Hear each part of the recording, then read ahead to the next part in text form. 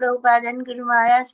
Over to you, Madhu. Prabhuji, please accept my humble obeisances. Thank you so much, Parampar Mataji. Hare Krishna. Thank you, Principal Master Mataji, for your kindness in introducing Hare Krishna. So we'll also start with brief prayers and then we read the sloka and Srila Prabhupada translation purport and then we'll discuss. Yeah. So my obeisance to all the devotees. Vancha kalpatarubhyascha kupasandubhyevacha patitana pavanebhyo vaishnavibhyo namo namaha.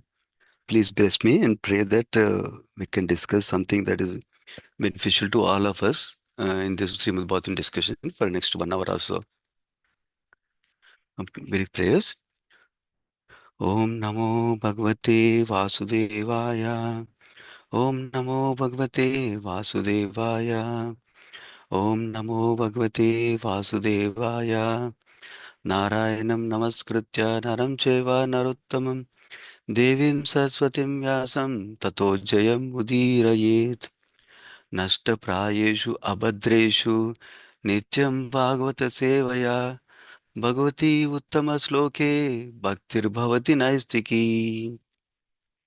Om Ajnanatimirantasya Jnananjana Shalakaya Chekshurunmilitam Yena Tasmai Shri Gurave Namaha. Namaha Om Vishnu Padaya Krishna Prasthaya Bhutale Srimate Bhakti Vedanta Swami Nitinamini. Namaste Saraswati Devi Gauravani Pracharine Nirvishesha Shunyavadi Paschatya Desatarini. Jai Shri Krishna Chaitanya Prabhu Nityananda Sri Advaita Gadadhara Srivasadi Gaura Bhakta Vrindam. Hare Krishna Krishna Krishna Hare Hare Hare Rama Rama Rama Hare Hare. Okay. Hare Krishna devotees, thank you so much to Viniti Gandhari Mataji for giving me this opportunity to study Srimad Bhagavatam, to read Srimad Bhagavatam, and to share something with all of you, so that way I can get to your association also. So I hope to speak for some time and then pause for reflections from you, something you observed from today's class, something that touched you, and some other aspects, because this topic will be having so many angles of vision we can look at. We can keep on talking for this topic. So it will be nice to hear from all of you also, something in the same direction I'm speaking, or something that you see a different angle that will help all of us also to appreciate this particular verse and verse in Srimad Bhagavatam. Yeah. So please be ready to share your understandings, your realizations, your experience with us, all of us. So let me start. Let me see. I can share. Yeah, I can share. Okay. Perfect. Let me share the verse so we can read and discuss. Okay. So we are in 7th canto, 15th chapter, text number 29. The sloka goes like this. Yatha vartadayo hi artha yogasyardam na bibrati anardhaya bhave yusma putam ishtam tada sataha. Word for word meanings. Yatha, as, vartadaya, activities like occupational or professional duties. He, certainly, artha, income from such occupational duties. Yogasya, of mystic power for self-realization. Artham, benefit. Na, not. Bibrati, help. Anardaya, without value, binding one to repeated birth and death. Bhaveyuhu, they are. Sma, at all times. Purtam Ishtam, ritualistic Vedic ceremonies. Tata, similarly. Asataha, of a materialistic non-devotee. Translation purport by Sri Prabhupada. I don't know if somebody would like to read the translation and purport. Hare Krishna, Prabhu. Can I read, Prabhu? Please go ahead, Mata. Thank you, Prabhu. Hare Krishna. As professional activities, translation and purport by Srila Prabhupada ki jai. As professional activities or business, profits cannot help one in spiritual advancement but are a source of material entanglement. The Vedic ritualistic ceremonies cannot help anyone who is not a devotee of the Supreme Personality of Godhead. Purport: if one becomes very rich through his professional activities, through trade, or through agriculture, this does not mean that he is spiritually advanced. To be spiritually advanced is different from being materially rich. Although the purpose of life is to become spiritually rich, unfortunate men, misguided as they are always engaged in trying to become materially rich. Such material engagements, however, do not help one in the actual fulfillment of the human mission. On the contrary, material engagements lead one to be attracted to many unnecessary necessities, which are accompanied by the risk that one may be born in a degraded condition.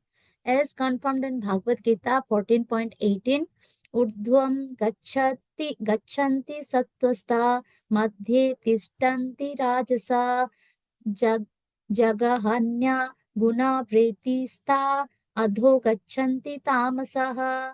Those situated in the mode of goodness gradually go upward to the higher planets. Those in the mode of passion live on the earthly planets, and those in the mode of ignorance go down to the hellish worlds.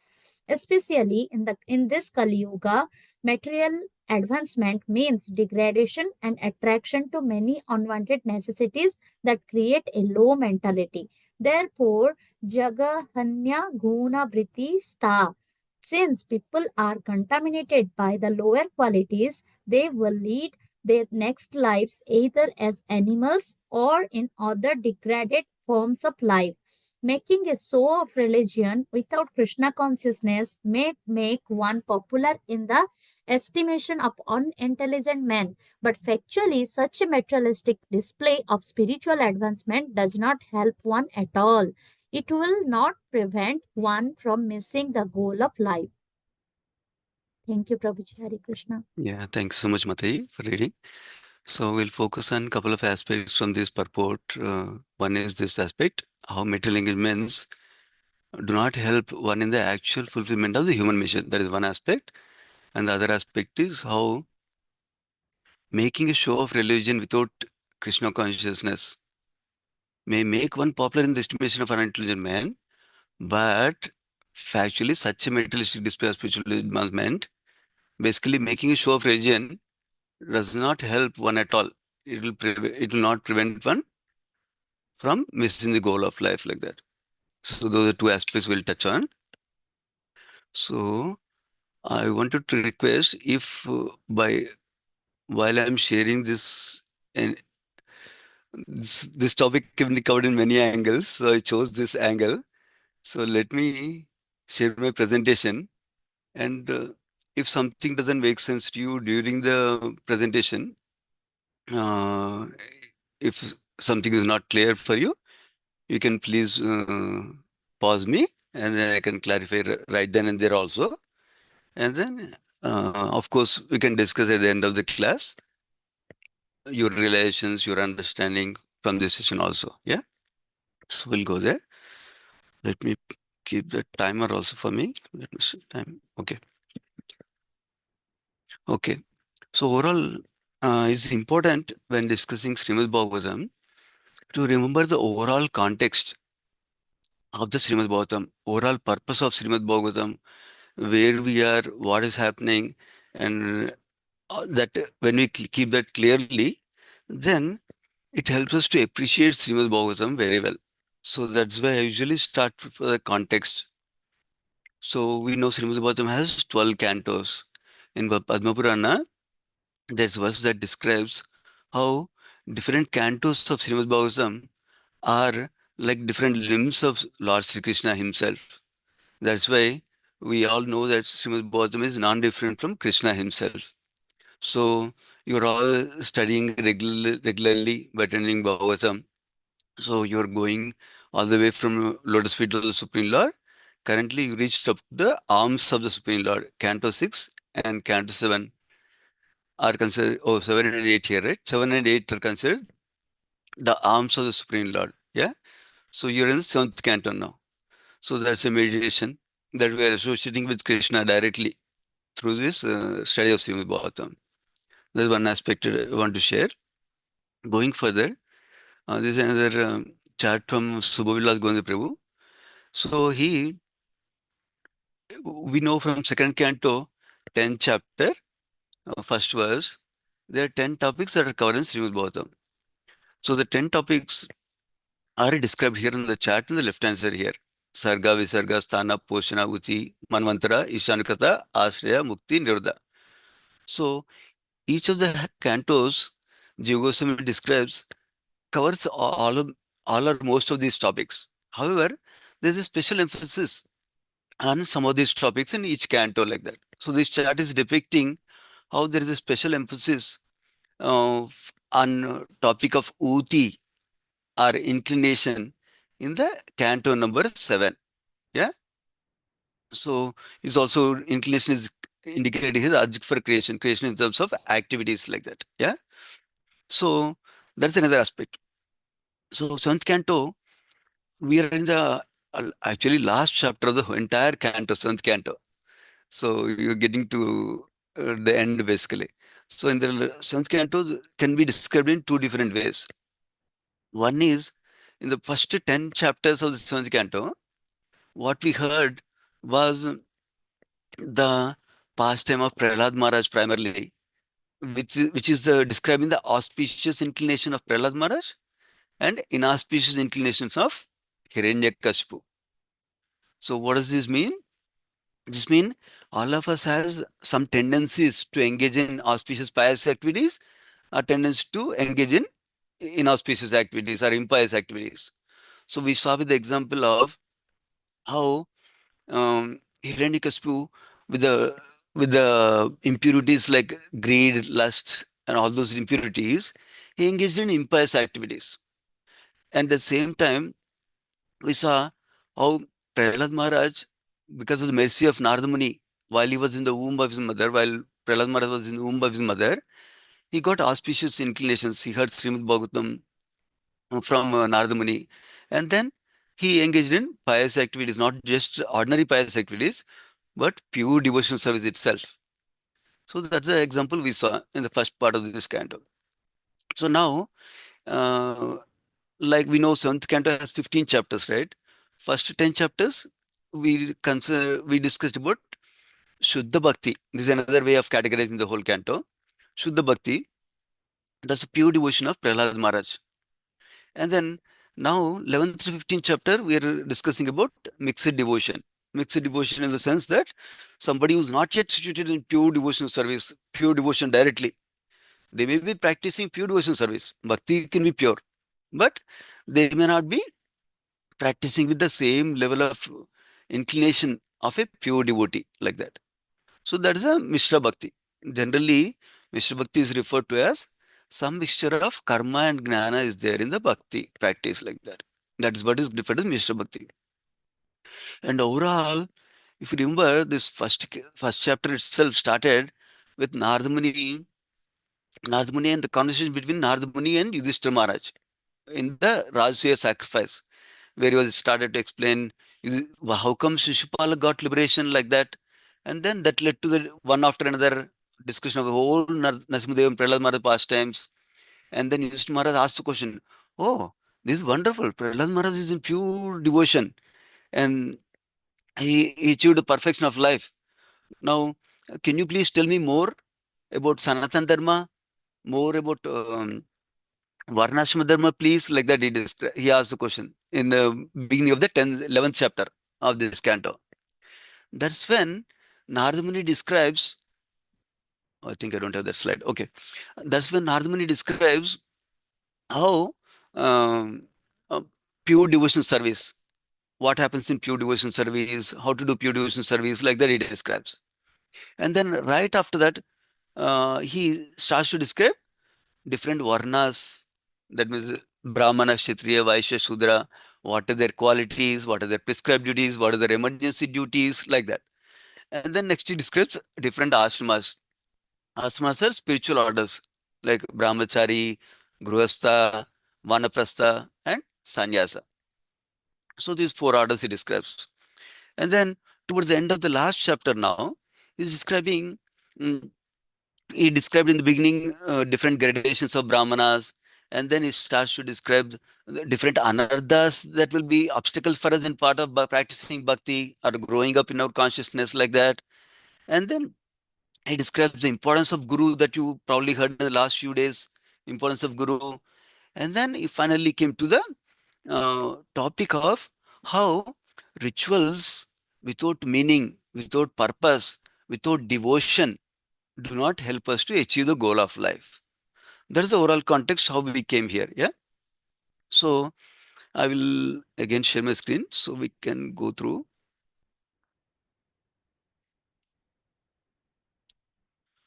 Okay. So now we'll go to the today's verse. Yeah. Today's verse, as I described, these are the two main themes of the verse that Prabhupada is highlighting for us in the purport. Acharyas put the emphasis on what is the main thing we should get in from verse. That is why Acharyas have a great role to tell us what exactly we need to get from the verse. So they put the light on the verse so we can understand the meaning properly. 1 minute.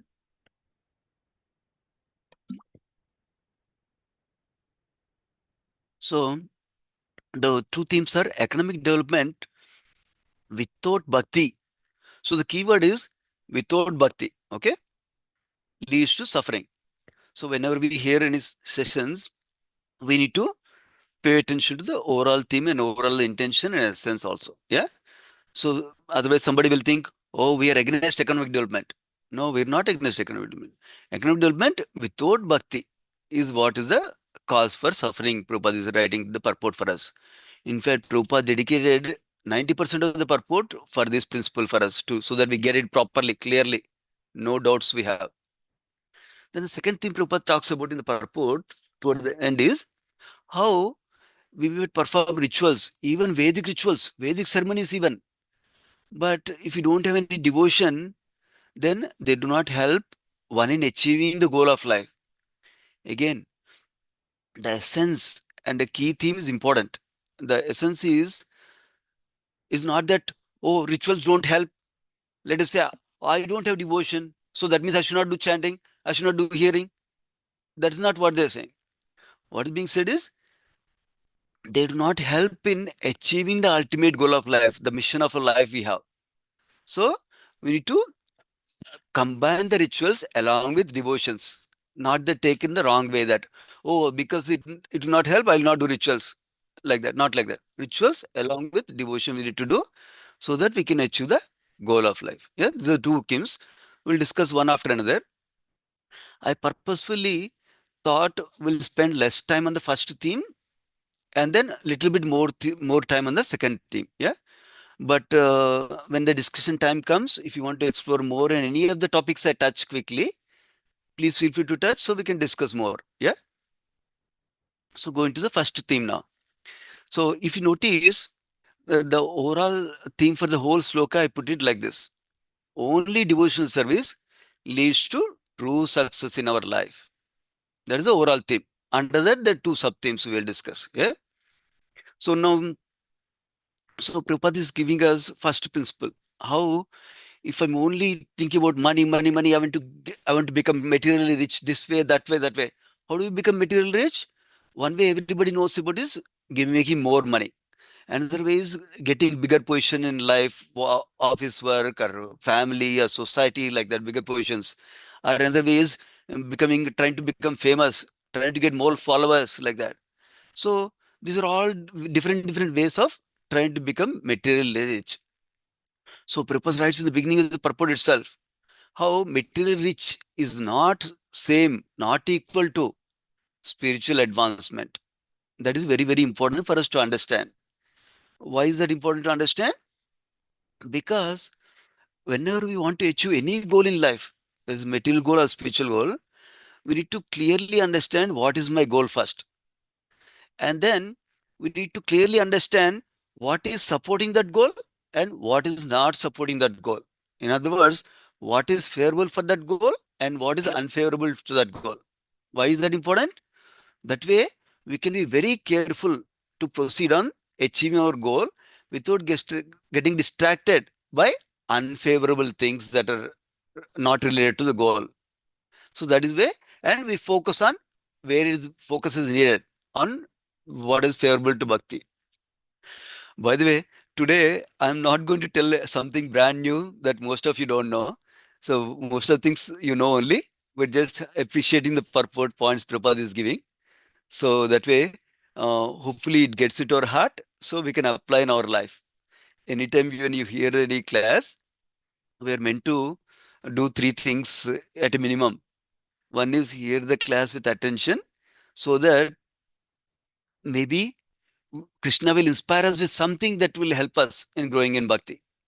There may be not be anything new in the topic for you, but still Krishna might inspire something in your heart that will help you to grow in bhakti. Number one.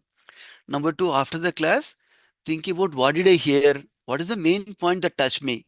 What is the important thing I appreciated in this purport that will help me in my growing in my relationship with Krishna? That is the second thing to recollect and consider, contemplate again. The third important aspect is now, out of the things that touch me, what can I apply in my life? How can I apply in my life? Do I have any doubt in applying my life? That is the third aspect we need to consider. Yeah. So, continuing further. So, Prabhupada writes in the purport, material engagements do not help in fulfillment of human mission. We, most of us know, I'm assuming all of us know, that what is the fulfillment, what is the human mission? Human mission is to engage in our relationship with Krishna, to understand our relationship with Krishna, to awaken our relationship with Krishna, so we can engage in pure devotion service to Krishna, ultimately at the level of Krishna Prema. So that is the human mission. We are not meant to just make sure my office work is getting done on time. We're not meant to make sure that I'm 100% healthy. We're not just use see the word just or only. We're not meant to only take care of the family. That is not our goal of life. Or we're not just to help everybody in need in the society. That is not the only goal of life. Okay, not the only goal of life. They are helpful and important also to do as responsibilities and duties to our family, society, and our office, like that. But they are not the goal of life. They're all part of functioning in this world. But our goal of life is to develop our relationship with Krishna. So that is what he's saying. So that means if I'm only thinking about how to get more money, how to become successful, how to become famous, how to take care of family, how to take care of poor people, then that is not helping in the fulfillment of human mission. So it should be accompanied with spiritual practice and a spiritual endeavor and seeking mercy of Krishna. That way we can achieve the goal of life. Now, Prabhupada writes another point. Material engagements lead one to be attracted to unnecessary necessities, Prabhupada writes in the word purport. This caught my attention. So I thought this is very helpful for all of us practicing devotees to look at the principles that are described by Rupa Goswami in another literature called Upadeshamrita, which is translated by our Srila Prabhupada as Nectar of Instruction. Yeah. So in that verse, I believe this is the second verse. The verse goes like Atyahara, Prayasascha, Prajalpa, Niyamagraha, Janasanga, Laulyamcha. So Shadvir Bhaktir Vinashriti is described. Vinashriti means destroys Bhakti. Yeah. So these are the six things that will destroy Bhakti is described. Yeah. So this verse itself can be discussed for a long time. So I'll touch on the few aspects of it. So I thought we can touch on this unnecessary necessities in different ways. But this one way I thought is easy, is aligning with our acharyas also. What does it mean by unnecessary necessities, first of all? That means, first of all, we need to recognize that what is necessity for me may not be necessity for my wife. What is my necessity for me may not be necessary for my son. What is necessary for me may not be necessary for another devotee. That is an important principle to understand in our practice of devotional life. Because what is needs versus what is wants will change as we grow in bhakti. For example, I think this much is my needs currently, and but as I grow in bhakti, what I think is needs, I'll realize they are wants, they are not needs like that. So the scale will slide as we grow in bhakti in a good way only. So that is an important principle to learn, that each of us has a different need, number one, and even ourselves, our needs will change based on our practice and growth in bhakti also. So, but what is then unnecessary necessities then? Unnecessary means things that are not helping, things that are not favorable for our practice of bhakti, for our growing in relationship with Krishna. Those are unnecessary necessities. So anything that is distracting us, anything that is robbing away time from us from bhakti, anything that is robbing away energy from us from bhakti is not suitable for bhakti like that. So somebody may say, "Oh my God, how can that be? I cannot chant 24 hours a day. I cannot do devotional service 24 hours a day. I need to take care of my family. I need to take care of my body. All these things, how do you see them?" That is a consciousness we practice in devotees develop on how to take care of all those activities in life that are necessary and important to survive in life, that are necessary to practice bhakti, with the consciousness of uh, how they are supporting bhakti, how they are pleasing to Krishna. So when we connect them to bhakti somehow, then they all can also be bhakti also. Generally, there are three kinds of bhakti, activities we can categorize as whatever we're doing in our life. One is direct devotion service activities. That means, like you all did now, chanting 16 rounds or more, whatever rounds you do, chanting rounds, or directly doing deity worship, hearing Krishna Katha. These are all direct devotional activities. So that is one category. Second category is activities that come in service to Krishna. So you do some preaching work for service to Krishna, to help others come to closer to Krishna, for example, or to assist somebody else who is preaching like that. That is the second category of activities. They are also suitable for devotional service. Third category activities are the basic functional necessities of life. For example, we all need to take care of health. That is a top priority, even before sadhana, even before service. So taking care of a body, mind is an important thing. Why is important? Because if I'm not healthy, then I cannot do bhakti also. So that is another principle. So that means that activity is suitable for bhakti, is favorable for bhakti. So I place emphasis on taking care of my health. That means I take care of proper diet. That means healthy diet. And then that means I make enough time, proper time, and enough time to rest properly, and get a quality sleep, for example. And then I need to make time for movement in life. That means some exercise in yoga, whether it's be yoga, whether it's be walking, whatever that happens to be for you. So some that is important to keep health properly, physical health properly, and then emotional health also is important. For that, we need to learn something regularly new, and then we need to engage in relationships so that we can share our heart, and then we can listen to somebody and we can develop relationships. These are all important aspects also to practice bhakti. And then it is important to go to office and do quality work while we are there at the office, so that way uh, we are not only producing the right result, so that we are taken care of in terms of getting the continued paycheck regularly. Not only that, but also we show as example to others. Wow, this guy does such nice work. I wonder what he does. Then they will sometimes it may give opportunity to for people to ask, by looking at your quality of the work, by looking at your attitude while doing the work, by looking at your relationships during the with work other people, by seeing how we encourage others, how we appreciate others contributions in work also.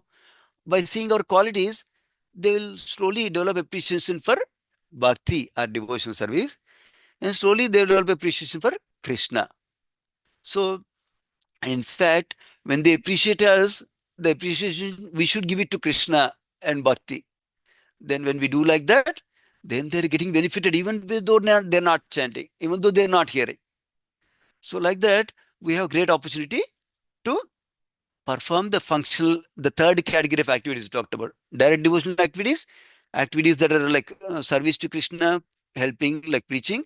And the third activities are functional activities that we need to do in life, how to do them in Krishna consciousness. When we learn these things, then we will eliminate unnecessary endeavors or unnecessary necessities like that.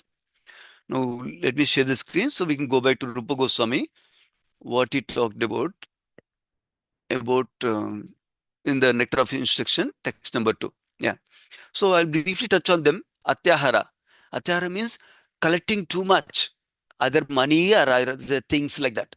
So, for example, in this context, luxury items that are beyond what is required for simple living and high thinking. So, collecting those things, collecting too many things that we may not require also. So, that is the aspect of Atyahara. Because when you're doing this, you are losing time that you can use for Krishna consciousness. You're losing energy, you're losing enthusiasm that you want to use for Krishna consciousness. Same thing, prayasa. Prayasa means over endeavor for material things. Over endeavor for material things, like with the consciousness of, oh, if I get more money, I can be happy. If I get more stuff, I'll be happy. With that consciousness, we try to endeavor more and more and more and more like that. So it's not wrong to do office work. It's not wrong to work for a promotion if that is helping our financial stability in life.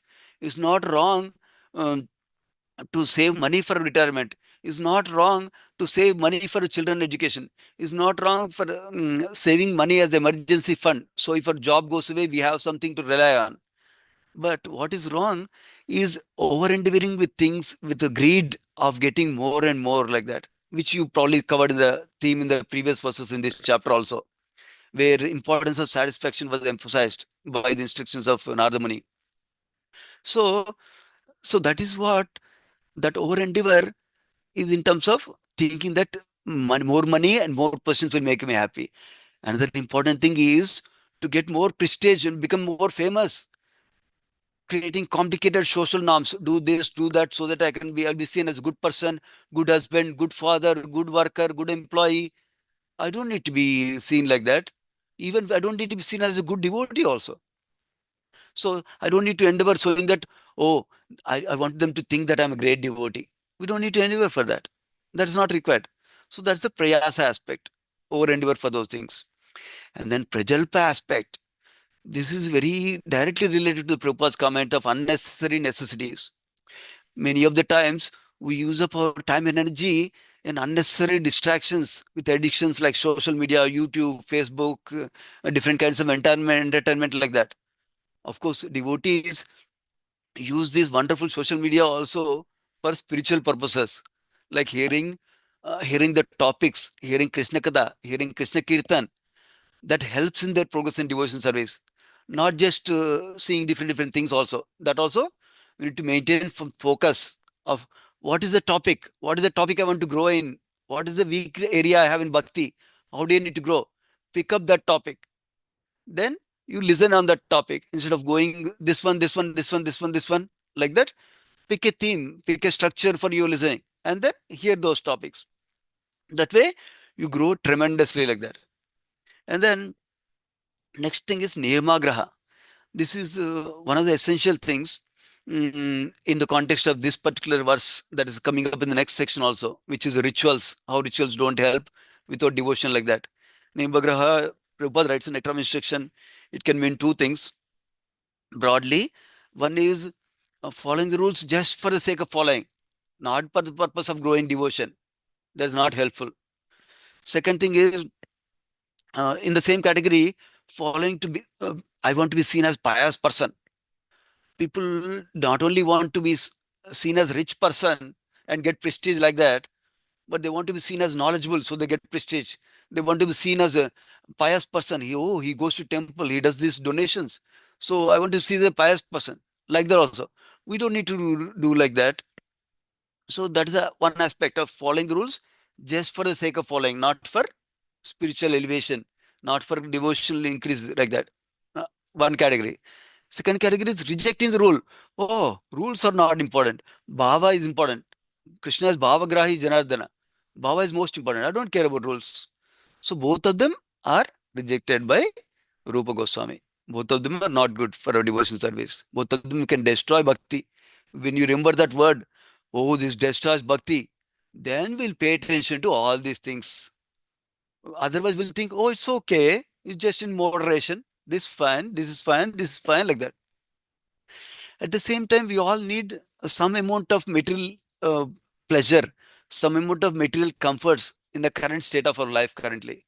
We all need to see what is the minimum required for us so that we can practice bhakti peacefully. Because this is a common question that comes. How much is too much? How much is too little? That is decided by you only. Each of us decide how much is too much. And good thing is we need to be alert that now I've grown in bhakti a little bit. So I can, my necessity, can I reduce my necessity now? Like that, we need to evaluate. Then Janasanga, that is association with worldly minded people, people who don't have interest in spiritual life, people who don't know the purpose of life, people who just waste their time and energy in all sorts of things without thinking about purpose of life. And when they're dying, they'll think, oh, why did I use my time like this? I don't know what I did. Oh my God, like that. We don't want to be like that. We need to have a personal personal mission statement for each of us. And then we need to have goals that align to the mission statement. And then we need to align our weekly calendar that matches with our goals. Not like I'm doing something, whatever they're asking, I'm doing, but I don't do anything that I want to achieve in my life. Not like that. So our goals, our time should be spent and energies to be spent according to the goals we have, according to the mission we have. And we need to reflect on our mission statement every week so that we can refine it as needed. As we grow in bhakti, our mission statement can be refined also. Now going to the next one, laulyam, greed, that you already talked a lot probably. In the last section, there is a very high emphasis on satisfaction by Narada Muni to Yudhishthira Maharaj. Basically, by having more and more material greed, then you will you will create unnecessary necessities basically. Yeah. Going to the next portion. Let me look at that time. Okay. So now in Prabhupada writes in the purport that by trying to be doing material engagements for material welfare, to become material rich like this, we will risk to be born in degraded condition. That's what Prabhupada writes. And he says they create low mentality also, Prabhupada writes in the purport. And Prabhupada quotes a Bhagavad verse that talks about how if you're influenced by more in mode of goodness, then we go to higher planets. If you're influenced by mode of passion, we stay in the three planet. If you're influenced by mode of ignorance, we go to lower planets like that Prabhupada talks about. And then Prabhupada emphasizes the point that material engagements, what do? They engage us in lower modes. What are the lower modes? Passion and ignorance primarily. So because of the ignorance, engagement in lower modes, passion, ignorance, that is why we go down degraded condition. Prabhupada is talking about. Prabhupada says we may get animal life or we may get some other degraded form, even lower than animals, Prabhupada talks about. So generally people have this understanding, oh, first of all, there's no next life. Some people think. Some people think I can be born in a human life again if is there, next life is there like that. No, human life is very rare and valuable. So we need to protect it. The wealth that we got of human life, we need to protect it by engaging in pure devotion service. And then Prabhupada writes, purpose of life is to become spiritually rich. So what does it mean? Material rich is not good, we discussed now so far. Spiritually rich means um, focusing on our main goal of life. That means valuing things that will help in the goal of life, valuing spiritual qualities development, valuing growth in devotion service, valuing association of devotees, valuing in hearing Krishna Katha, valuing in holy name, like that. There's a, those are the ways to become spiritually rich for us. We'll talk about more on that. So then somebody may get to conclusion, oh my God, I should not do office work at all. I should not take care of family at all. I should just do devotion service. I don't need to care about anything else, somebody may think. So uh, Krishna has given us this human body, Along with the human body, he gave so many resources for us in terms of our intelligence, in terms of our abilities, in terms of our skills, in terms of our relationships, in terms of our fame, all the things Krishna has given us. So it's very important to choose a right way to engage our intelligence abilities we have, time and energy we have in the right way. So this is from Swayam Bhagavan Keshwaswami Maharaj in one of the presentations. I like this principle very much, so I thought it will be useful in this context of how to, what is our dharma, how to choose a dharma. In fact, Urmila Mataji wrote a book called Career Dharma, and she has a seminar also on YouTube called Career Dharma. That's also valuable in this context, especially for our children and others. Basically, how do we choose a particular way to engage in life? One is passion. What do you like to do? What I love to do? See that one. And then what am I good at? That also is another important aspect. Because I might be loving to sing kirtan, but I'm not good at kirtan. I might love to do cooking, but I'm not good at cooking. So we need to see what is intersecting between both of them, like that. This can also be seen in terms of pie diagram. I didn't get time to do that. Basically, what I love to do and what I'm good at doing, that is expertise. And then what does society need as service from me? What is suitable in service of Krishna? When I combine these three things, then I will know what I can do, what I would like to do, what I should do. That will have maximum value to society and maximum value to myself also in my practice and devotion service, like that. Because we're meant to contribute to society in a meaningful way while we are here in this planet. And at the same time, cultivate our goal of life, like that. So this is the way of dharma. So how do you figure out what am I good at? How do you figure out what do I like? Sometimes some people have this doubt also. Then there is a formula that he gives. Swambhavan Keshu Maharaj gives nice formula for that also. Basically, analyze yourself. See, when do you feel more excited to do something? Analyze those things. Then you know what do you like to do. And then also, when are you getting successful outcomes? What are you producing results with? Then you understand what you're good at doing. All this analysis you can do. And then same thing, you can ask others, you can ask your mentor, you can ask your spiritual master to guide on this thing. And then apart from these two things, sometimes they not give clear answer for us. Then you have to start doing one thing and be ready to switch, be ready to pivot to another thing, like that. So that's another way. Finally, you find to your dharma that is fulfilling and satisfying for us. And we know ultimately what is satisfying for us is if we are engaging anything we are doing with Krishna in our heart, with devotion, then that leads to satisfaction. That's right now in first canto, second chapter itself is discussed that aspect, which is when we do unmotivated and uninterrupted devotion service, then we get pleasure, we get satisfaction more than pleasure. Yeah. So that is the other aspect I want to show. Okay, now we go to the second theme. Prabhupada was talking about how rituals without devotion do not help one in achieving goal of life. In fact, I want to spend some time on this one, which is very important for us as devotees, practicing devotees. Yeah. So this is a very big topic again. I'm summarizing a few things. We can discuss wherever you want to go more also. So generally, ritual word is actually uh, currently has negative connotations in many places, but ritual also has a positive meaning. Positive, it has helpful also, especially when you practice rituals meaning, it can lead to realization also.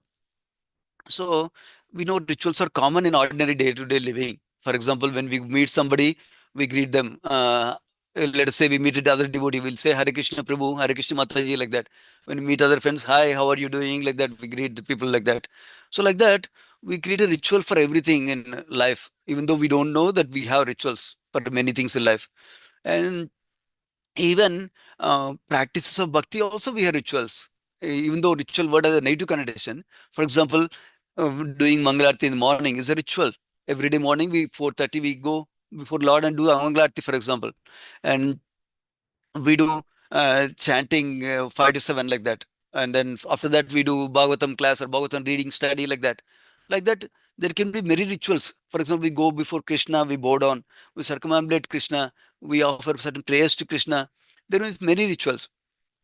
But rituals themselves is not bad, but they should be done with the spirit or the purpose or meaning intact in them. Then they become spiritual. So a few devotees were saying our spiritual word is spirit plus ritual. If you add spirit to rituals, then it becomes spiritual, is described. So the spirit is intention, spirit is purpose, spirit is meaning. In fact, uh, the Sadhu Sanga is very helpful for us. One time, His Holiness Bhakti Vikas Swami Maharaj came to my home like 20 years ago or something. By some causeless mercy, somehow he came and he was sharing with me. While he was going, I was dropping him in the car. While he was going, the only one thing he shared with me, which was surprising for me, is that I was in the starting stage of my bhakti that time. I just started to chant. So he's telling me, you remember one thing. Many Indians don't practice religion properly because they don't understand the meaning behind what they're doing and why they're doing. So always understand whatever you're doing in devotional service, why you're doing, how you then only do them. Like that, he told me. So that is the important principle sadhus are sharing like that for us. So we need to keep the spirit inside the whatever we're doing. We need to understand the purpose, why. Intention is important like that. So there are a few examples. Many devotees shared these examples. So I thought I'll share a couple of examples. His Grace Adasham Prabhu shared some examples, and then Swayam Bhagavan Keshav Maharaj shared one example. In fact, both of them shared this planting tree example together also. So these examples are meant to describe how if the spirit is gone from the ritual, how there's no meaning for it, like that. How it not help in the actual purpose of it, like that. So, for example, there's a description of a wedding or a yagna performance of a sacrifice where somebody is trying to do a, I'll go with the marriage because one devotee talked about marriage, one devotee talked about yagna. So I'll talk about marriage like that. One time a marriage was going on. So mother of the daughter, bride, was busy with doing several things. So she saw a black cat near wherever they were doing sacrifice, everything, fire sacrifice for marriage. So she found a basket next to it. She put a basket, turned the basket, and put the cat inside the basket, like that. So covered the cat in the basket like that. And then they continued with marriage. And after the marriage is over, she took out the basket, so cat went away like that. So after several years, another marriage is being done in the same household, it seems. And interestingly, they were about to start the marriage. Somebody says, "No, no, no, stop, stop, stop. Our family has a tradition. Our family has a ritual. We need to find a black cat and then we need to put under a basket. Then only we can start the marriage." So somebody stopped the whole marriage and they got a cat and they put the basket on top of the cat and they start the marriage. So actual purpose or intention of the lady in the previous marriage, they did not understand. They were just imitating. They are not following. So what is the imitation? What is the purpose of the lady who did that earlier? Purpose was the cat is disturbing everything in the place where they are doing marriage. So she wanted to make sure that cat is not disturbing the activity. For that reason, she put it. Not that you bring a cat to create a disturbance and put a basket like that. So that is the one example devotees give. I heard it from His Grace Radhasham Prabhuji. And then next another example is uh, one landlord, Jamindar, gives instructions to three people. So he tells the three people instructions at three different times without, he's not talking to all three of them at the same time. So that's another lesson we can learn also. So our context is missing. So he tells one person, I'll pay you enough money. You need to dig a hole in the ground. And second person he tells you need to fill the soil, fill the sand in the ground, and then soil in the ground. And third person he says you need to plant the tree in the ground like that. So then in the hole like that.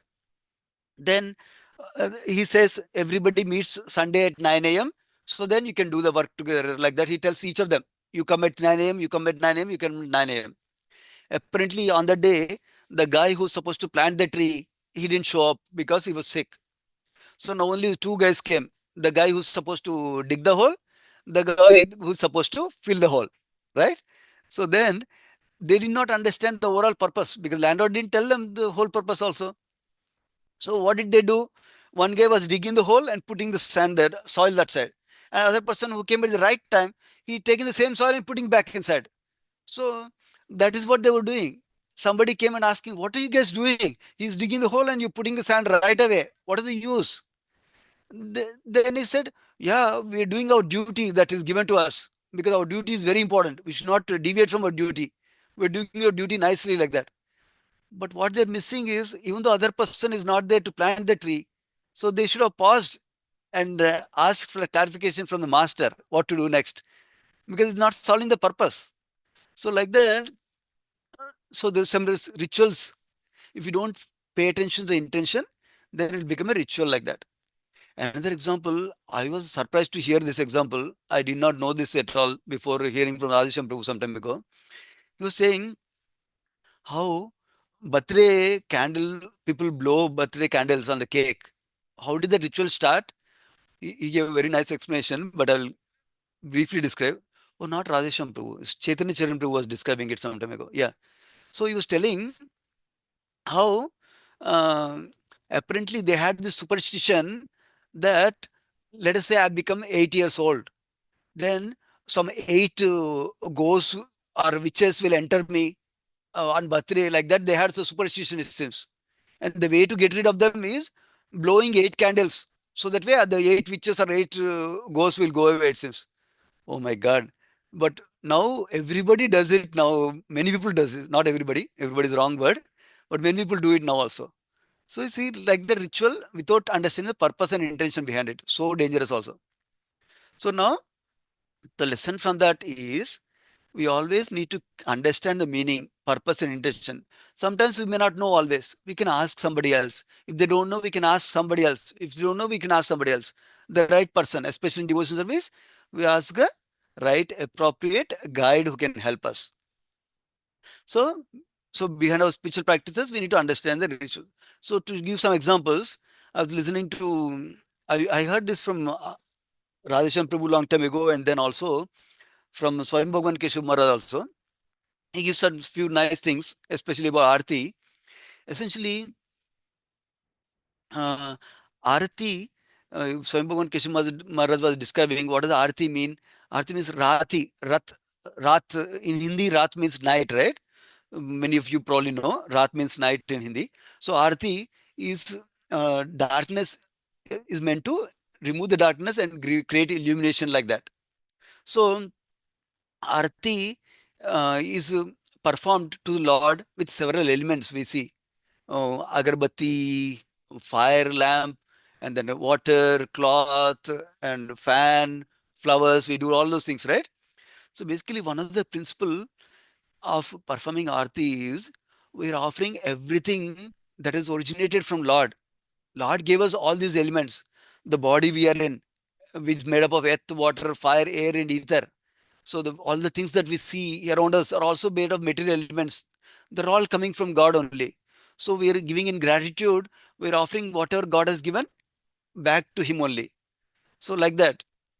So when we're offering like that, the two things happening. One is in gratitude we're offering to Krishna. Second thing is we're cultivating the principle that everything around me belongs to you, my Lord. I will offer to you in your service. I will utilize them in your service like that. That is the consciousness we need to carry when we're doing arti like that. Then it's more meaningful and it's helpful for us to grow in our relationship with Krishna and our relationship of service to Krishna and relationship of gratitude with Krishna like that. And then he was also giving another, Swayambhavan Keshav Maharaj also was telling something about how after Aarti, uh, we get the lamp, right? Everybody will take lamp like this, like this. He was asking, was telling why we do that. Swayambhavan Keshav Maharaj was describing. He was describing how Aarti or fire lamp represents knowledge, jnana. So we're by taking the fire lamp offering to our forehead like this, we are uh, praying to Krishna that may the knowledge of illumination. May the illumination coming from the knowledge take away the ignorance that I'm in. All the covering of ignorance will go away. Like that, we're praying, it seems. We are covered by ignorance currently. We are spirit soul, but we have two coverings. One is the gross covering that we see, body made of earth, water, fire, and ether, air and ether, and then subtle body also made of mind, intelligence, and false ego. They are also made of material elements only. Though they are subtle. So we are praying like that. And what is the importance of circumambulation when you go to the temple around the Krishna? We keep Krishna in the center and we circumambulate, right? So the principle is how Krishna is the center of my life. I want to keep that focus. Krishna is the center of my life, like that. Even Aarti, when we're doing circles like that. That's also keeping Krishna in the center, like that. So that's a memory. That's a reminder for us to keep Krishna in center always, like that. And let me see, is it time? Okay, it's 16 already. Yeah. So we'll focus. I'll cover a few things. Essentially, when we're bowing down, for example, when we go to temple, we need to bow down with a consciousness. Why am I bowing down? For example, when we go into the temple room, immediately, first of all, we knock the door. Why do we knock the door? We're announcing to Krishna that I'm not barging into your space. I want to seek your permission to get in. So we knock and go inside. And then as soon as we go in, we offer respect to all the Vaishnavas. We're not offering respect to Krishna directly. First, we are offering respect to all the Vaishnavas as soon as we enter. With Vancha Kalpatarubhyascha, Krupa Sindhubhyevacha, Patitanam Pavanebhyo, Vaishnavebhyo Namo Namaha. Whenever we chanting these mantras also, we meditate on the meaning of the mantra. Then it goes into heart. And then we're doing it with intention properly, like that. Then we pay obeisances. Now, when we go into temple room, there may be nobody. But then who are we offering obeisances to? Somebody may get the doubt. Prabhupada said demigods are always there. So many living entities are always there in the temple. And even right now, there may be so many living entities I cannot see. So we're offering obeisances like that. So like that, to Vaishnavas, we offer obeisances. Like that, when we go before the Lord, we're meditating properly. We're offering obeisances, meditating that I'm surrendering to Krishna. And in fact, I don't know how many of you read the book, Vaishnava Etiquette book, that is published by Chaupati Temple and also Bhaktivedanta Manor. And Bhakti Charar Maharaj was expert in Vaishnava Etiquette. He has a website also. I think it's called vaishnavaetiquette.com or something like that. So it also describes something interesting. When we are paying obeisances before Krishna, we're meditating that Krishna's feet is on our head. I was surprised to see that for so long time I did not know what are we supposed to meditate, what are we supposed to chant when we're paying obeisances like that. We need to learn that and then practice it consciously. And then we talked about meaning of prayers. Oh yeah, for example, when we are praying Tulsi prayers every day, we're requesting Tulsi Devi, please give me bhakti, please give me service in the residence of Raja, please give me opportunity to see Krishna's leelas. Please give me opportunity to serve as a servant of one of the gopis. Like that we're praying. So if we're meditating on that meaning, then we can be situated in the servant of Krishna mood always. So that's another important thing like that. And even when chanting, why are we chanting? I'm chanting to please Krishna. I'm chanting to develop my service attitude to Krishna. When we keep that focus, we can chant nicely. Same thing, why are we hearing?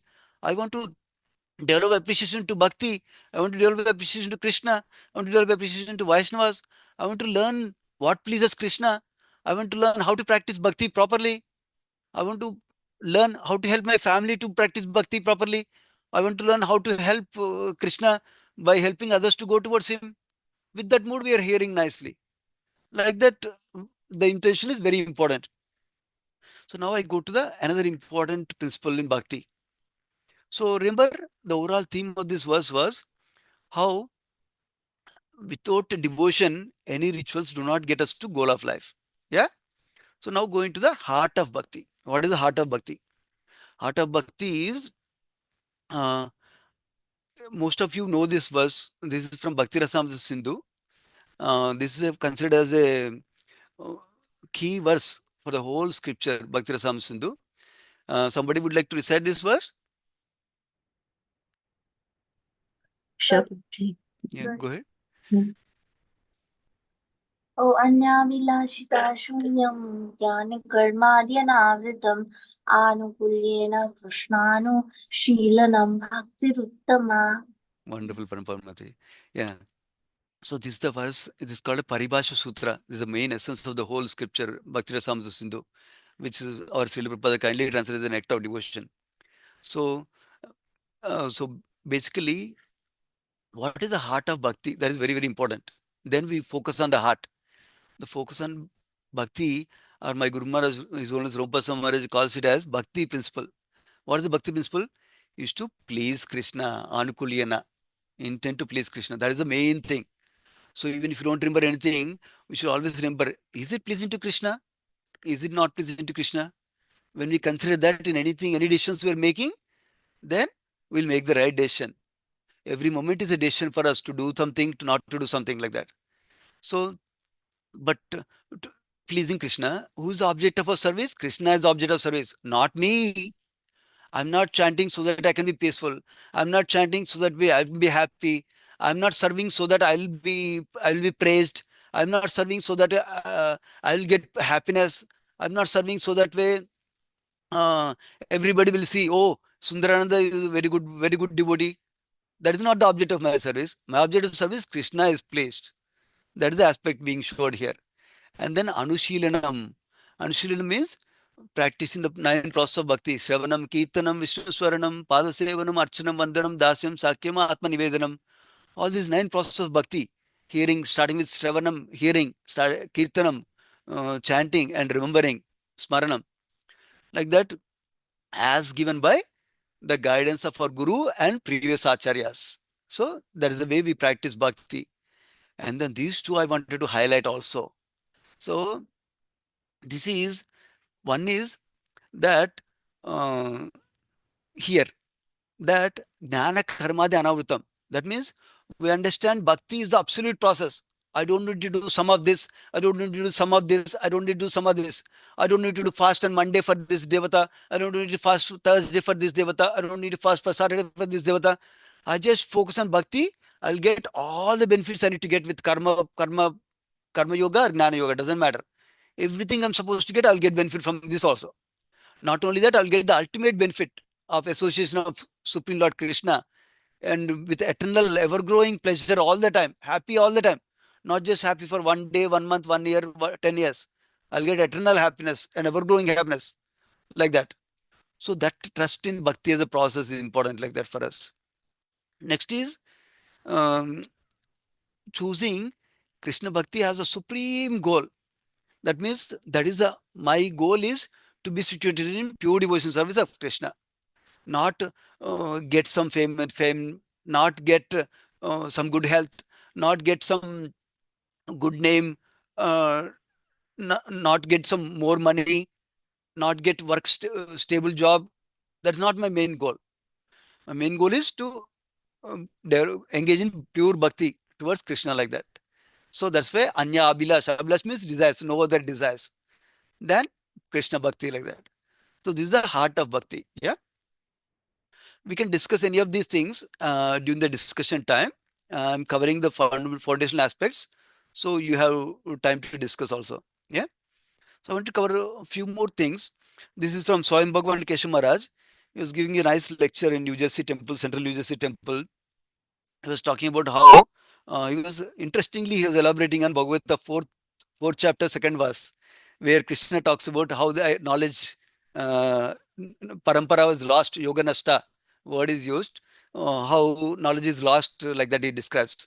In that context, he's explaining how we need to learn from scriptures and understand properly why we're doing what we're doing, what we need to do like that, and then apply that knowledge in our life like that.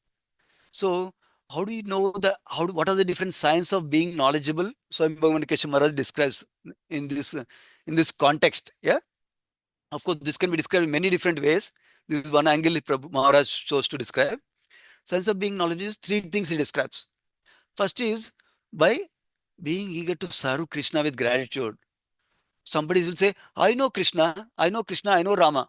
So, what are we doing after knowing that Krishna is who is Krishna? We're meant to engage in devotional service.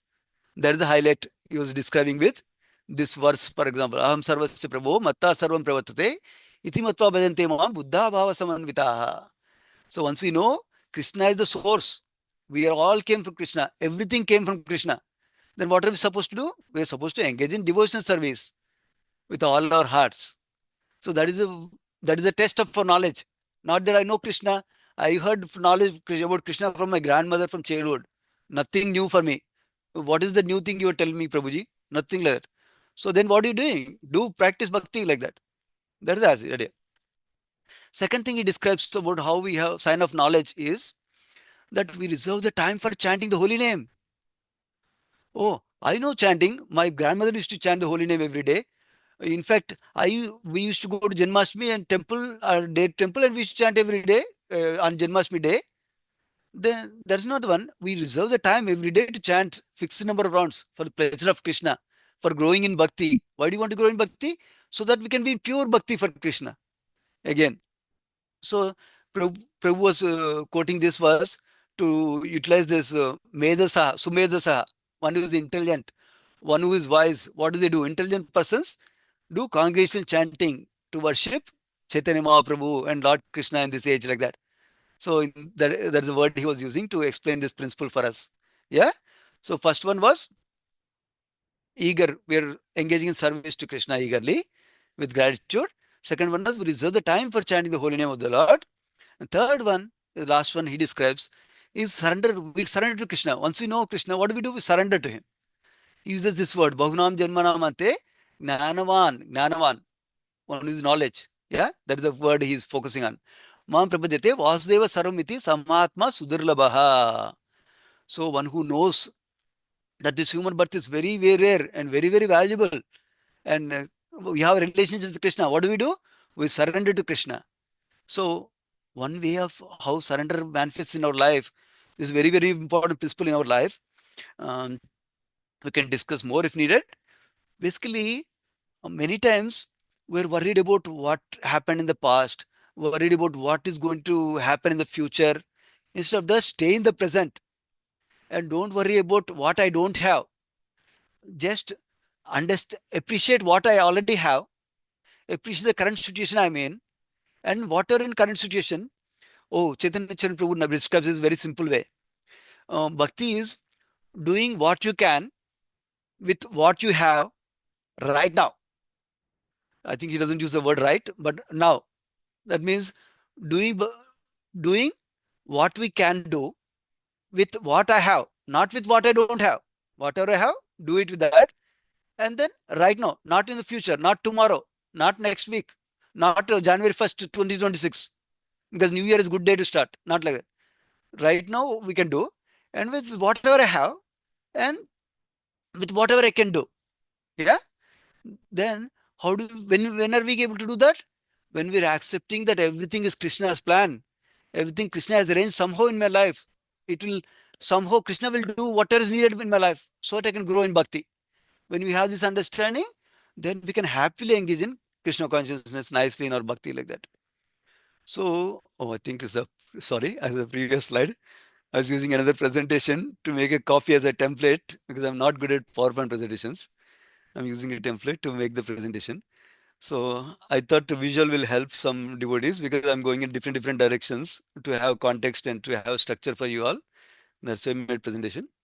So just to summarize, we learned how we need to be careful not to get sucked into getting materially rich in this way, that way, like that.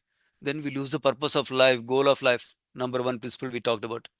Number two principle we talked about was how we don't do things, even our devotional service don't do ritually, mechanically. Do it with understanding of the meaning, understanding of the purpose for the pleasure of Krishna.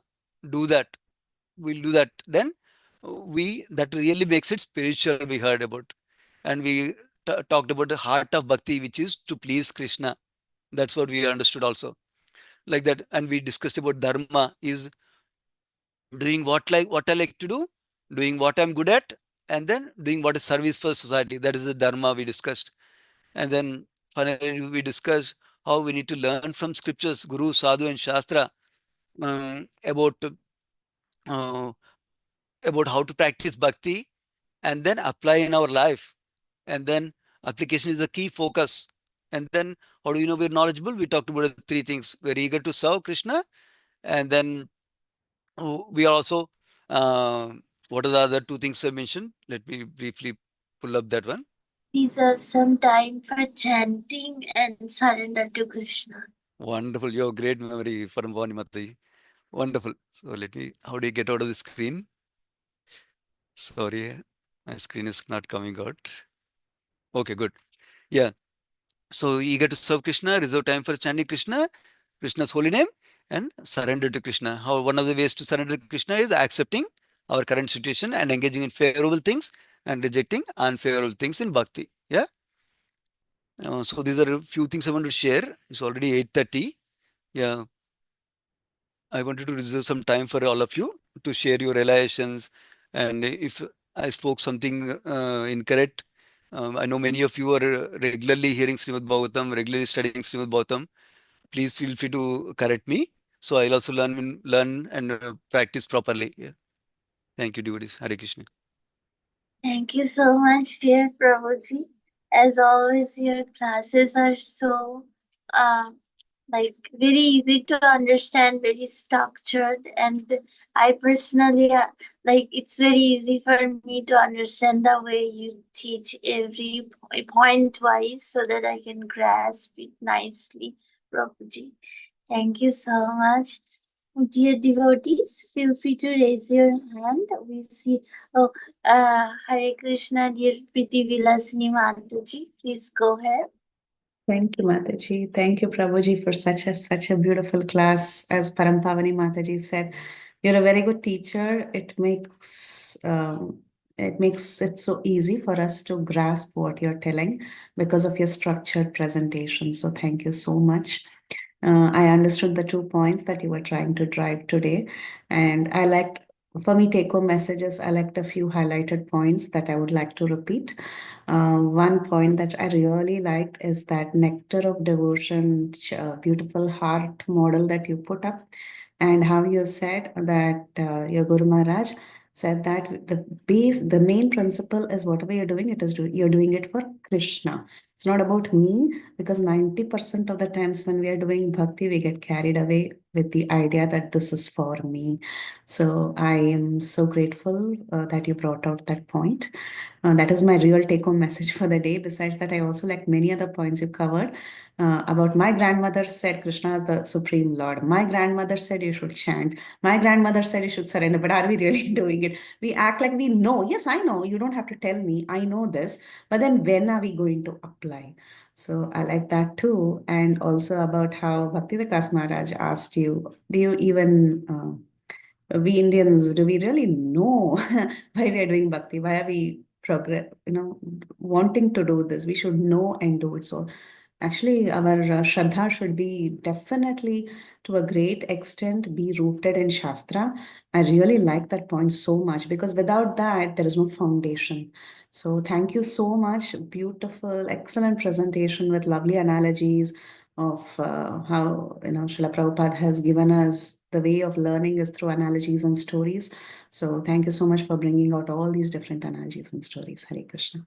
Yeah. Thank you so much, Mataji, for sharing. Thank you. Thank you so much, Mataji. Hare Krishna, Vinita Gandharvika Mataji. Please go ahead. Hare Krishna Parambhavani Shama Mataji, thank you for the opportunity. Hare Krishna Sundaranand Prabhu, thank you so much for such a beautiful class. Very grateful to you, Prabhuji. Thank you for explaining us what is a want and what is a need. And as you said, like everybody has a different understanding of their own wants and own needs. But one thing I understood from the class is right now, which I am thinking it is my really a want. Or a need, but when I progress in my Krishna consciousness, these wants and needs list will be going on down and down. So that way I can understand that how I am progressing in my Krishna consciousness. So that's really really a very interesting point, Prabhuji. And as you said, where is my endeavor of acquiring money is a end point, or how I know that, oh, I'm over acquiring money or over running behind money. That understands only to every individual has a different situation for that. Maybe some other person is telling, oh, this is too much for you, but maybe that person does not know exactly what my situation is. I should only understand whether that is needed for me or not needed. Thank you so much, Prabhuji. That understanding is very much clear now, that we should be able to understand by reading Srila Prabhupada's purport that whether I need that or whether I don't need that. Thank you so much, Prabhu. And one more interesting point is like about rituals you were talking. How these rituals of cat ritual, that I have first time heard it from Guru Maharaj lecture. There is another story also Guru Maharaj explains there about a goat. Somebody puts a goat when the marriage is happening just outside of the marriage area, and then that becomes a ritual for the next in the same family. For the next generation, they start doing the same thing. They put a goat over there. And even this cat example Guru Maharaj was giving, so we are doing without understanding anything. Thank you so much, Prabhuji, for enlightening us so much nicely. Even that example of Harati, how we are taking Harati after once it is given to the Lord, when it comes to us, why we are even taking it to our forehead, because to enlighten us, we are praying to Lord to enlighten spiritual knowledge within us. Thank you so much, Prabhu, for every small things that you have shared. Very, very grateful to you. And also the beginning you have given us the introduction of where we are, why we are into this context now, why we are learning about rituals. Thank you so much, Prabhu. Hare Krishna. Thank you, Mataji, for sharing. Hare Krishna. Thank you so much, Mataji, for refreshing again the very valuable points. The devotees, feel free to raise your hands if you have any question. You can. Prabhuji, in the meantime, I have a question. Can I ask? Prabhuji, as you mentioned that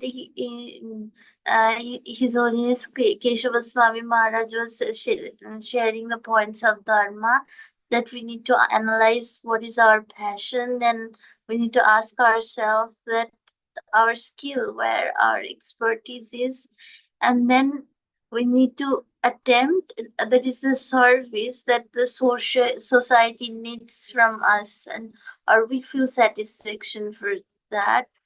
So, Prabhuji, what if the passion changes in the course of time? Then I put my 90% energy to one path, and like, this is practical, I had that passion to do, become a great scientist, and now my passion changed. I no more find happiness there, and I'm doing it just to pay my rent and to survive. So how to deal with the situation? Now switching at the like suggestion you gave me long back, that sometimes switching things, but it is sometimes hard. Then what else we can do? Yeah, very nice practical question. Thank you for the question. So generally, what I was describing is somebody is starting fresh, like you understood. Somebody is starting fresh. Look at that aspects ideally. That will help a lot. Because I may be doing, for example, I love my office work so much. I love Krishna consciousness. I love my office work so much. So because I love it, I produce the best work also. So in my thought process at least. So like that, if you love your job, then it's not a burden for you. It's not boring for you. Nothing like that. Like that. Because you're spending 8 hours for office every day. Like that, right? That is the main idea behind it. And then, so for example, in my the two main principles I tell you, unless our occupation is directly violating one of the four regulated principles, then it is still okay to continue in our current occupation. Number one, that's one principle. Then let us say somebody is still directly violating, for example, what are they supposed to do? They're supposed to resign right now? No. They're supposed to understand this is not good for my devotional service. So then they make a gradual transition to the something that doesn't violate the direct four regular principles. That is one extreme situation. That is one thing. Now, rest of us may not be directly violating regular principles, but it's not aligning with the passion that we have, like you described. You might have expertise, but it's not aligning with your passion currently. So what are we supposed to do? We have it's a decision making process. We have two thought process to look at. Am I willing to make a switch with in the coming years, let us say 10 years from now? Am I willing to take a switch to something that is more meaningful for me? That is more something that I love to do, like that. That's a question we need to ask ourselves. If yes, we need to progress towards that gradually. So that way we can develop the right skills for that. For example, I may love to do something, but I may not be good at doing something. So I need to find that also. And then do it. That is another option. And third option is, let us say I don't have so much time. For example, in my case, in 5 years, I wish to take Vanaprastha, for example. Then I don't have so much time to switch a job and try out something else. I just let this go for some time and then take something else, Vanaprastha, like that, right? So if that is the case, then what we do is whatever we are doing, how do we do it nicely so that it's a service to Krishna? That we discussed in the class also, a few different aspects. That my quality of my work or my interactions with others, and those will all help to giving some prasadam or whatever we can do based on a situation. Then that is still helping in Krishna consciousness, like that. And we should not be, while we are doing all this, we should not be dissatisfied with our work. We should be happy. Remember, one of the part of surrender I described is the accepting current situation. To accept your current situation, Krishna has given me the situation. For example, some people might have a situation where they need to develop a lot of tolerance, a lot of patience, a lot of compassion. So otherwise, I would not develop those things if everything is going nicely in my life. But if something is troubling, then only I'll develop those things. So like that, we see as Krishna's mercy, even the situations in our life like that. And then we do what we can. Make sense? Yes, Prabhuji. Yes. So three things you mentioned. That one, we can continue unless it's directly violating the four regulatory principle. If it is, then we can gradually transform our work at the stage where it is not violating. Another thing is, if I am willing to switch in a later time, then right now we don't haste to switch because it will stress ourselves. We can plan and gradually transform the switch, like transform toward the switch. And third thing, if we don't have time for that to make that switch, or don't have the situation to make that switch, then we try to be satisfied with the current situation that Krishna has planted us to that situation, and to be satisfied as to perform Krishna's, aligned with Krishna's plan. Thank you. Perfect. Got it. Thank you. Thank you so much. Welcome. Dear devotees, Sudhakar Prabhuji, can you please go ahead? Hare Krishna Prabhuji. Hare Krishna Prabhuji. Yeah, actually, there are so many things which are to be learned from today's session, but at least I thought to share some my knowledge or realization about the today's topic. Like what you mentioned is, or in the Srimad Bhagavatam is mentioned, one should not run for the material possessions, rather than one should run for the spiritual possession. In short, this is what I understood the essence of the purport, and of course you briefly explained how about the rituals material. Yeah, it just when you were talking, and you told three tips which I recently had from other spiritual masters also. Like after the session, one should really think what is the key takeaway. That's one thing. And then contemplating on that one. Yeah, it's just not taking that notes of that key takeaway. At least there are 10 key takeaway items. So at least if we contemplate on 2 or 3, I think that will be the good thing you also said. And then of course the implementation and application. I like those. You reminded me today again with your lectures. I really thank for that. Only on the material position, I just remember that, Hari, if you are really in the God's realization path, Lord Krishna will take away all those material positions. So in a way, what I mean to say is, if you think that if you really want or wish to have the spiritual progress, Krishna will never let you to go materially, prosper.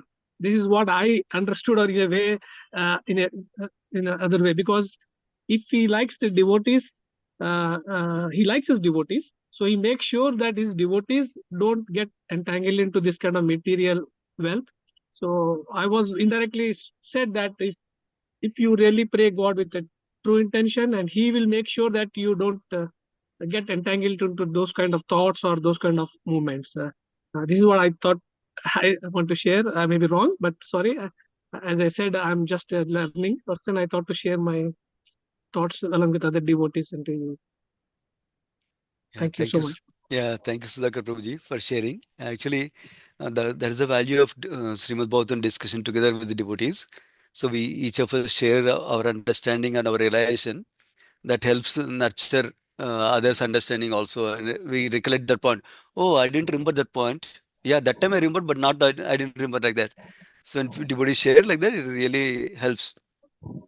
So that's one thing. And then your last point, last realization you shared, how Krishna will help us not to get entangled. That's also a wonderful point.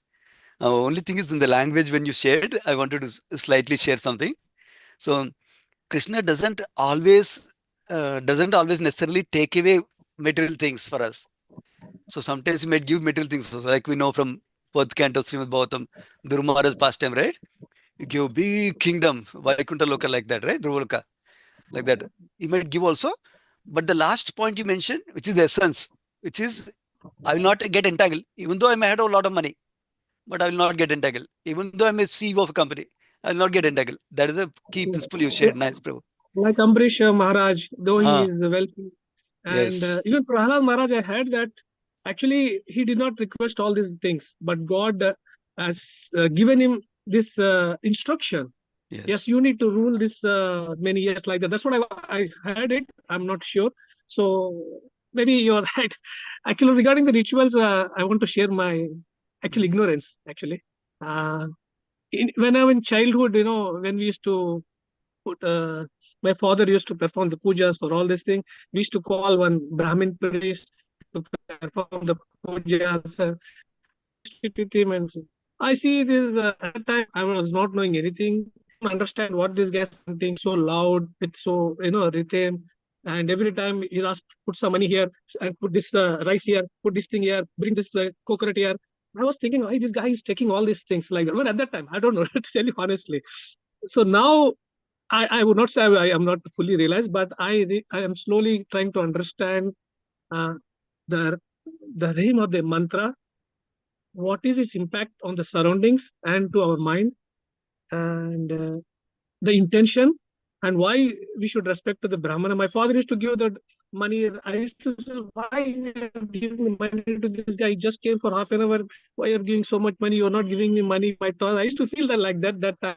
But now I realize that yeah, each and every ritual, as you said, if you really understand the ritual process, there is a lot of into it. I used to do mechanically the prayer. I don't know much about the meaning of this basic prayers till today. I was trying to learn it, and maybe with like divine groups like Bhakti Sanga and other ISKCON group, and slowly getting educated with all your knowledge. So ritualistic, yeah, I this is a lesson learned for me, at least for me. I'm not sure about other devotees. Forgive me if I make something wrong, but I know I made aparat, knowingly or unknowingly, for which I'm facing it. This is what I consider. That's it. Thank you so much for this wonderful lecture. Yeah, thank you, Hare Sudhakar. Krishna. Yeah, thank you, Sudhakar. Hare Krishna. Yeah, for the last point you mentioned about prayers, yeah, it's good to learn one prayer at a time. So let us say I'll take for now. My next goal is to learn the Mangalarti prayers. What does it mean? Or after that, next goal is Vanchakalpa prayer. What does it mean? I need to learn. What does it mean? Tulsi prayer. Like that, we can go one by one, and slowly you can learn. Krishna will help you also. Hare Krishna. Hare Krishna. Thank you so much, dear Sudhakar Prabhuji, for sharing your thoughts. And thank you so much, Prabhuji, for all your responses. We see Sundarangi Radha Mataji is sharing the thank you, Prabhuji, for the wonderful class. I'm really grateful to you. Hare Krishna. And okay, and so, dear devotees, if we don't have any more question, we can. Hemangi Gopeshwari Mataji is also praising you, Prabhuji. Thank you, Prabhuji, for the wonderful class. Hare Krishna. Hare Krishna Mataji. Yes. Sorry, I just want to say one thing. Today is Ekadasi. Actually, I didn't mean what I meant to say, but I'm just trying to seek the blessings of all of you, because I don't know anything much about rituals and the spirituality. Sorry if I have expressed a little bit more. I just wish the blessings of all the Vaishnavas and the Prabhu. Thank you. Of course, dear Prabhuji. Hare Krishna. Dear devotees, we can offer our obeisances to our dear Sundarananda Prabhuji. वाञ्छाकल्पतरुभ्यश्च कृपा सिन्धुभ्यैव च पतितानां पावनेभ्यो वैष्णवेभ्यो नमो नमः। अनंतकोटि वैष्णव वृंद की जय। श्रील प्रभुपाद की जय। श्रीमद् भागवतम की जय। Sundarananda Prabhuji ki jai. जय Hari Bol. Gauranga Nityananda, Hare Krishna, Hare Krishna, Krishna. Krishna Thank Krishna, you. Hare Hare Hare, Krishna. Hare Ram, Ram Ram, Hare Hare. Nityananda.